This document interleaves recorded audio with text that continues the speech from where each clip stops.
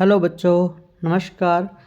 आज से हम कौटिल्य सीरीज़ जो बायोलॉजी की एमसीक्यू बैच है ये स्टार्ट करने जा रहे हैं। तो आज हमारा टारगेट रहेगा बायोलॉजी के क्वेश्चन को सॉल्व करना, जो आपकी आगामी वैकेंसी जो है लैब असिस्टेंट की उसमें आपके लिए कारगर साबित होंगे। तो टाइम वेस्ट न करते स्टार्ट करते हैं आज से के हमारे फर्स्ट क्वेश्चन से। और ये जो चैप्टर हमारा डाइजेस्टिव सिस्टम हमने स्टार्ट किया है, पहले हम स्टार्ट करेंगे अंग तंत्र, उसके बाद में बॉटनी वाले चैप्टर को हम करेंगे। ओके, तो आज का हमारा फर्स्ट क्वेश्चन है पाचन तंत्र बना होता है। ऑप्शन नंबर 1 आहार नाल यानी elementary canal, option number B पाचक ग्रंथि मतलब digestive gland, option number C A and B दोनों, ऑप्शन नंबर डी इनमें से कोई नहीं। तो बताओ क्या होगा इसका आंसर। अपना पाचन तंत्र किससे मिलकर बना होता है, फटाफट इसका आंसर दो। तो अपना पाचन तंत्र जो बना होता है वो आहार नाल और पाचक ग्रंथियों से मिलकर बना होता है। अपना पाचन तंत्र किन किन से मिलकर बना होता है, आहार नाल और पाचक ग्रंथियों से मिलकर बना होता है। अब हमारा क्वेश्चन ये है कि आहार नाल में कौन कौन से अंग शामिल होते हैं। तो मैं बताता हूँ। आहार नाल में सबसे पहले आता है मुख, फिर मुख गुहा, फिर ग्रसनी, फिर ग्रसिका, फिर अमाशय, फिर छोटी आंत और बड़ी आंत। ओके, और हमारी पाचक ग्रंथियों में शामिल होती है लार ग्रंथियाँ, अमाशय की जो जठर ग्रंथियाँ होती हैं वो, आपकी अग्नाशय, आपका लीवर, ये पाचक ग्रंथियों में शामिल होता है। तो इस पहले क्वेश्चन का जो आंसर होगा वो ऑप्शन नंबर सी हो जाएगा, ए एंड बी। अब चलते हैं हमारे सेकंड नंबर क्वेश्चन पर। सेकंड नंबर क्वेश्चन है आहार नाल से संबंधित सत्य कथन है। आपको 4 स्टेटमेंट दिए हैं एलिमेंट्री कैनाल से संबंधित, आहार नाल से संबंधित। आपको इन चारों स्टेटमेंट में से बताना है कौन कौन से कथन है वो सत्य हैं। तो पहला कथन है यह मुंह से लेकर गुद्दा तक होती है। बिल्कुल सही बात है, अपनी एलिमेंट्री कैनाल होती है ये मुंह से लेकर गुद्दा तक फैली होती है, माउथ से लेकर एंस तक फैली होती है। दूसरा ऑप्शन है इसे गैस्ट्रो इंटेस्टिनल ट्रैक्ट भी कहते हैं। बिल्कुल सही बात है, अपनी एलिमेंट्री कैनाल को गैस्ट्रो इंटेस्टिनल ट्रैक्ट भी कहते हैं। फिर थर्ड ऑप्शन है ये 8 से 10 मीटर लंबी होती है। बिल्कुल सही बात है, अपनी एलिमेंट्री कैनाल 8 से 10 मीटर लंबी होती है। फिर ऑप्शन नंबर 4 है ग्रसनी व ग्रसिका में पाचन नहीं होता। बिल्कुल सही बात है ये भी, अपनी जो ग्रसनी या फेरिंक्स होता है, ग्रसिका जिसको हम ऑइसोफेगस बोलते हैं, इनमें पाचन की क्रिया नहीं होती है। मतलब चारों स्टेटमेंट सत्य हैं। तो ऑप्शन नंबर हो जाएगा डी, 1 2 3 4। तो 4 ऑप्शन सही हैं। अब हम चलते हैं अपने नेक्स्ट क्वेश्चन की तरफ। अपना नेक्स्ट क्वेश्चन है सिक्कम कॉलन मलाशय किसके भाग हैं। ऑप्शन नंबर ए छोटी आंत, ऑप्शन नंबर बी बड़ी आंत, ऑप्शन नंबर सी यकृत यानी लीवर, ऑप्शन नंबर डी अमाशय। आप बताओ फटाफट से, सिक्कम कॉलन और मलाशय किसके भाग हैं, फटाफट बताओ इसका आंसर दो। सिक्कम कॉलन मलाशय किसके भाग हैं। तो ये अपने भाग है बड़ी आंत लार्ज इंटेस्टाइन के। याद रखना, सिक्कम कोलन और मलाशय यानी रेक्टम ये बड़ी आंत के भाग हैं। और छोटी आंत के भी 3 भाग होते हैं ना, कौन कौन से होते हैं, ड्यूडिनम, जेजुनम, इलियम, पता है ना आपको। हाँ जी, और अमाशय के भी 3 भाग होते हैं, कार्डियक भाग, फंडिक भाग और पाइलोरिक भाग। पढ़ा हुआ है ना आपका। हाँ जी, ऐसे याद रखना है। यानी आपको क्वेश्चन पे ही नहीं ध्यान रखना, क्वेश्चन के जो ऑप्शन है उन्हीं पे भी ध्यान रखना है। तो आपको पता चल गया छोटी आंत के भी 3 भाग होते हैं, ड्यूडिनम, जेजुनम, इलियम। बड़ी आंत के भी 3 भाग होते हैं, सिक्कम, कॉलन, रेक्टम। अमाशय के भी 3 भाग होते हैं, कार्डियक भाग, फंडिक भाग और पाइलोरिक भाग, है ना। ठीक है, अब चलते हैं हम अपने नेक्स्ट क्वेश्चन की तरफ। क्वेश्चन नंबर 4, यांत्रिक पाचन की क्रिया कहाँ होती है, बताओ इसका आंसर दो। यांत्रिक पाचन की क्रिया कहाँ होती है। ऑप्शन नंबर 1 मुख गुहा, ऑप्शन नंबर बी अमाशय, ऑप्शन नंबर सी छोटी आंत, option number D A and B दोनों। बताओ कौन सा सही होगा।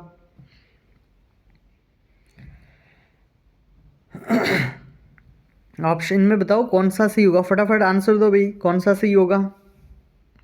ए सही है या बी सही है, ऑप्शन नंबर सी सही है या फिर ए बी दोनों सही है? तो मैं बताता हूँ, यांत्रिक पाचन किसे कहते हैं? Mechanical digestion. एक होता है मैकेनिकल डाइजेशन, एक होता है केमिकल डाइजेशन। अब मैं आपको डिफरेंस बताता हूँ। मैकेनिकल डाइजेशन यानी यांत्रिक पाचन क्या होता है, और रासायनिक पाचन केमिकल डाइजेशन क्या होता है। पहले आप डिफरेंस समझो। मैकेनिकल डाइजेशन का मतलब होता है भोजन को छोटे छोटे टुकड़ों में तोड़ना। यांत्रिक पाचन या मैकेनिकल डाइजेशन का मतलब होता है भोजन को छोटे छोटे टुकड़ों में तोड़ना, ठीक है। और रासायनिक पाचन का मतलब होता है भोजन को जब छोटे छोटे टुकड़ों में तोड़ दिया जाता है उसके बाद में उसका रासायनिक पाचन होता है, जो कि अपेक्षाकृत शीघ्र होता है और सरल होता है। और आपकी यांत्रिक पाचन की क्रिया है ये मुख, गुहा और आमाशय में होती है। यांत्रिक पाचन की क्रिया मुख, गुहा और आमाशय में होती है। तो इसका करेक्ट आंसर क्या हो जाएगा? ऑप्शन नंबर डी, यानी ए और बी दोनों सही होंगे। मुख, गुहा और आमाशय में यांत्रिक पाचन की क्रिया होती है, जबकि आपकी छोटी आंत वगैरह उसमें रासायनिक पाचन की क्रिया होती है। बिल्कुल समझ गए आपको? यानी हम पूरे क्वेश्चन को ही पढ़ रहे हैं, है ना। हम क्वेश्चन पढ़ के उसका डायरेक्ट आंसर नहीं दे रहे, हम चारों ऑप्शन को भी अच्छे तरीके से पढ़ रहे हैं। और आपकी भी यही अप्रोच होनी चाहिए। आप क्वेश्चन पढ़ो, जब उसके आंसर करो तो आप उसके चारों ऑप्शन देखो, और चारों ऑप्शन देख के आप गेस करो आपने जो पढ़ा है उस नॉलेज को यहाँ पे बूस्ट करो कि आपने क्या क्या पढ़ा है, किस ऑप्शन से कौन सी बात निकल के आ रही है। तो चलते हैं अब अपने नेक्स्ट क्वेश्चन की तरफ। और अपना नेक्स्ट क्वेश्चन है, आमाशय रस में होता है, बताओ फटाफट आमाशय रस में क्या होता है। Option number 1 pepsin, option number 2 lipase, option number 3 rennin, option number 4 starch. ये चार ऑप्शन दिए कि आमाशय रस में क्या होता है। पेप्सिन होता है, लाइपेज होता है, रेनिन होता है, स्टार्च होता है। और इधर आंसर दिए हैं कि ऑप्शन नंबर ए में आएगा 1 3 4, यानी पहला तीसरा चौथा सही है। ऑप्शन नंबर बी में बताया है कि पहला दूसरा चौथा सही है। ऑप्शन नंबर सी में बताया कि दूसरा तीसरा चौथा सही है। ऑप्शन नंबर डी में बताया पहला दूसरा तीसरा सही है। और फटाफट इसका आंसर करो कि कौन सा सही है, आमाशय रस में क्या होता है, ताकि मुझे भी पता चले कि आपको कितना नॉलेज है। आप 12th पास आउट, यहाँ इस क्लास को देखने वाले बच्चे कुछ 12th पास आउट है, कुछ बीएससी कर रहे हैं, कुछ एमएससी भी कर लिए होंगे, है ना। तो आप बताओ इसका आंसर क्या होगा, आमाशय रस में क्या क्या होता है। शाबाश, कुछ बच्चे option number A B C D बताओ क्या सही होगा। पेप्सिन होता है, लाइपेज होता है, रेनिन होता है, स्टार्च होता है। ये चारों ही आमाशय में पाए जाते हैं, इन चारों में या तीन ही पाए जाते हैं। तो इसका सही आंसर हो जाएगा ऑप्शन नंबर डी, पहला दूसरा और तीसरा। यानी अपने आमाशय रस में पेप्सिन होता है, अपने आमाशय रस में लाइपेज होता है, अपने आमाशय रस में रेनिन होता है। ठीक है, अपने आमाशय रस में पेप्सिन होता है, लाइपेज होता है और रेनिन होता है। यहाँ तक सब कुछ सही है? ओके, ठीक है। तो इसका आंसर क्या होगा? ऑप्शन नंबर डी, पहला दूसरा तीसरा। ठीक है ना। पेप्सिन की ये आपको पता है ना कि पेप्सिन किसका पाचन करता है? पेप्सिन किसका पाचन करता है, कोई बताएगा? ये मेरा आपके लिए क्वेश्चन है। आप सभी बच्चे कमेंट करके बताएंगे पेप्सिन किसका पाचन करता है, लाइपेज किसका पाचन करता है और रेनिन किसका पाचन करता है। ठीक है। हाँ, तो आमाशय रस में कितने प्रकार के एंजाइम पाए जाते हैं? आमाशय रस में पेप्सिन भी होता है, लाइपेज भी होता है और रेनिन भी होता है। तो इससे option number D is the correct answer. ठीक है। अब चलते हैं हम अपने नेक्स्ट क्वेश्चन की तरफ। और नेक्स्ट क्वेश्चन है आपका ये ऑप्शन। नेक्स्ट क्वेश्चन क्या कहता है? नेक्स्ट क्वेश्चन है कि सबसे पहले किस भोजन के घटक का पाचन होता है। आप बताओ कि सबसे पहले किस भोजन के घटक का पाचन होता है। बताओ क्या क्या होता है। कार्बोहाइड्रेट का पाचन होता है कि प्रोटीन का होता है या फैट का होता है, विटामिन का होता है? सबसे पहले किस भोजन के घटक का पाचन होता है? सबसे पहले किस भोजन के घटक का पाचन होता है? कार्बोहाइड्रेट, प्रोटीन, फैट और विटामिन। बताओ सबसे पहले किसका पाचन होगा?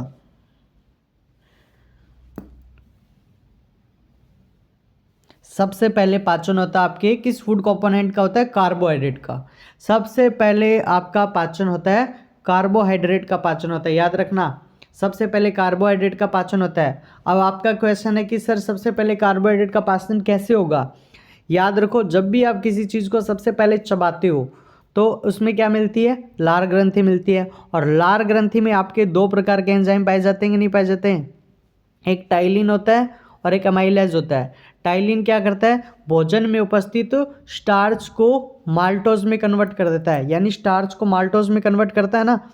और ये आपका स्टार्च क्या है? ये आपका स्टार्च कार्बोहाइड्रेट ही तो है। ये आपका स्टार्च क्या है? कार्बोहाइड्रेट ही होता है ना। पढ़ा हुआ है आपने 11th 12th बीएससी में। बीएससी में भी ये कार्बोहाइड्रेट का टॉपिक है, ठीक है ना। तो सबसे पहले किस भोजन के घटक का पाचन होता है? कार्बोहाइड्रेट का। ये मैं आपको बता देता हूँ कि कार्बोहाइड्रेट होते हैं, ये 3 प्रकार के होते हैं। आपको पता है इतना तो? मोनोसेकेराइड होते हैं, डाइसेकेराइड होते हैं और पॉलीसेकेराइड होते हैं।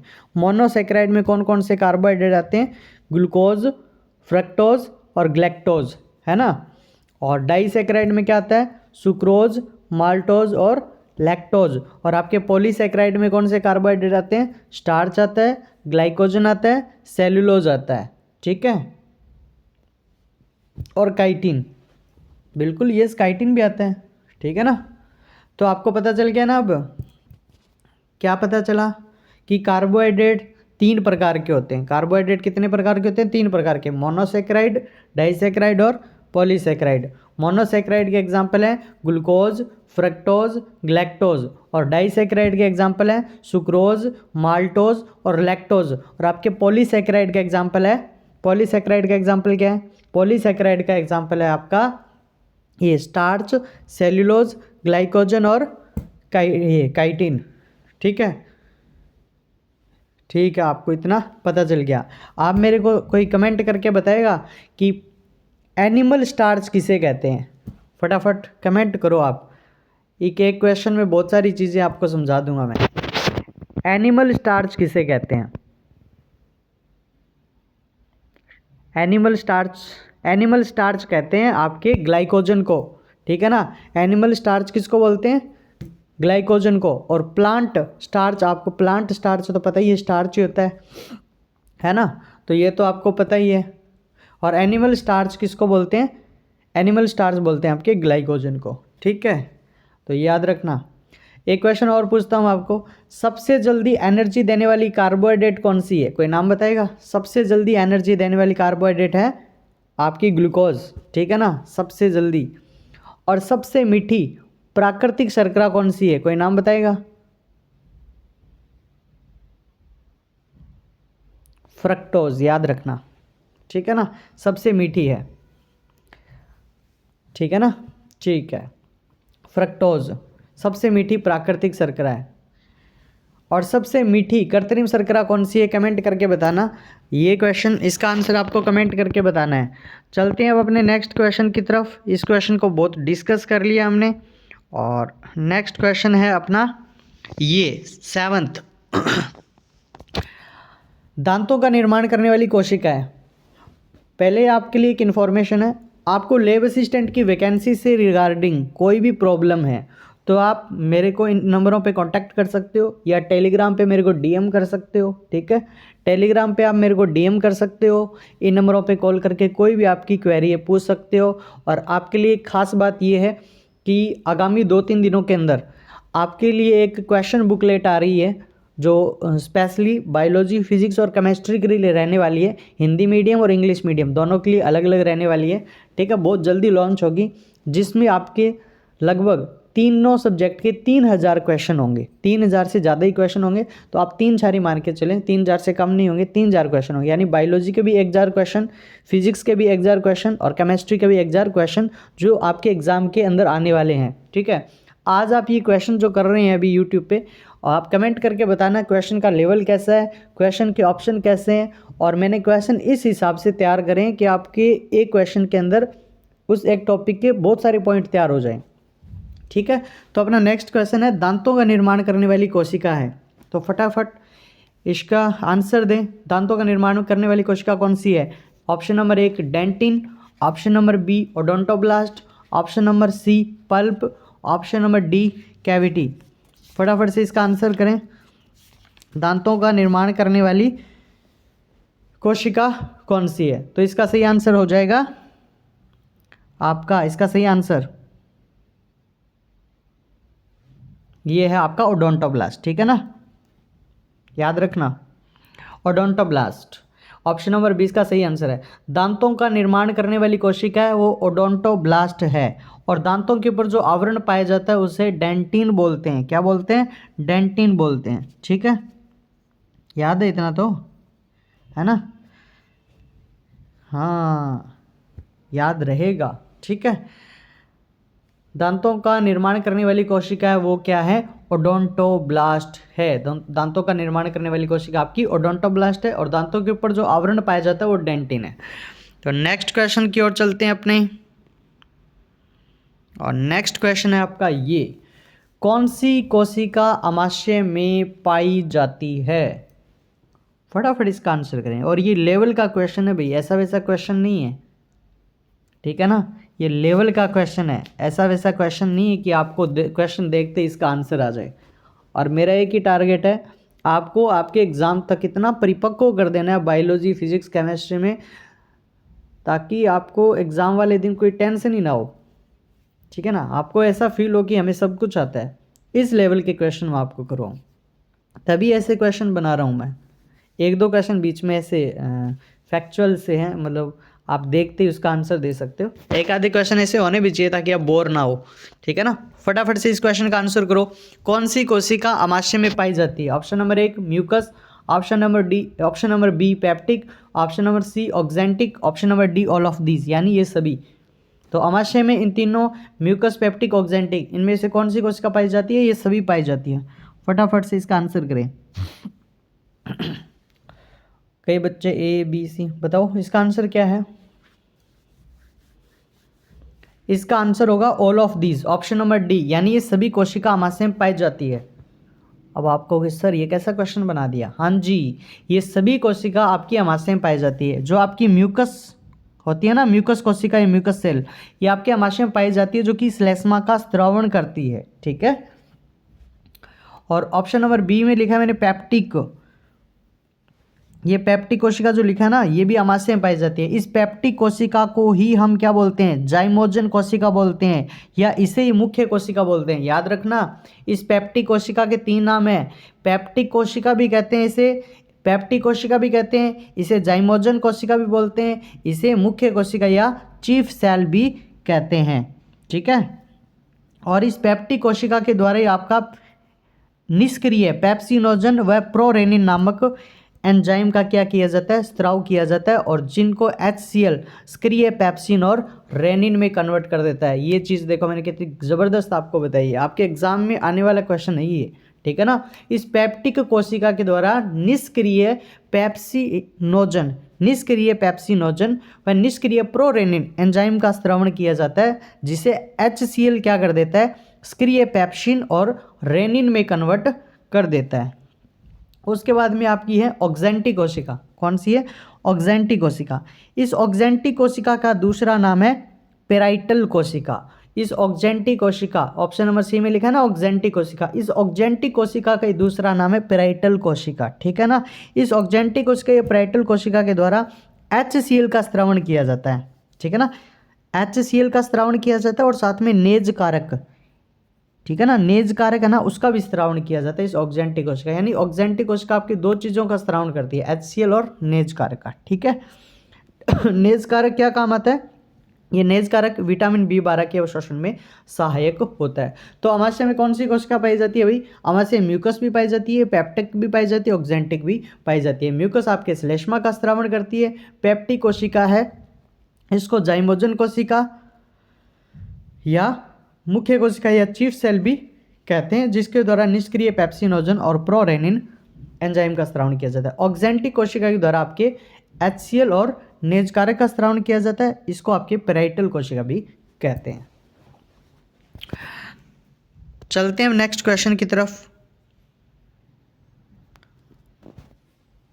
और अपना नेक्स्ट क्वेश्चन है, लार के पाचन में मदद करती है। लार के पाचन में मदद करती है? तो लार के पाचन में मदद करती है स्टार्च, फाइबर, प्रोटीन और वसा। तो इसका सही आंसर होगा स्टार्च। स्टार्च लार है, ये स्टार्च के पाचन में मदद करती है। और नेक्स्ट क्वेश्चन है, निम्न में से कौन सा अम्ल पेट में स्रावित होता है? तो ऑप्शन नंबर 4 यानी हाइड्रोक्लोरिक अम्ल। यानी कौन सा अम्ल पेट में स्रावित होता है? तो इसका सही आंसर हो जाएगा हाइड्रोक्लोरिक अम्ल आपके पेट में स्रावित होता है। तो आज की क्लास कैसी लगी? आप सभी बच्चे कमेंट करके बताना आज की क्लास कैसी लगी, आज के क्वेश्चन का लेवल कैसा रहा। और ये क्लास आपके सभी फ्रेंड सर्कल में शेयर करनी है, ज़्यादा से ज़्यादा इस क्लास को शेयर करना है। ओके, थैंक यू, और कल फिर मिलते हैं एक नई क्लास के साथ में।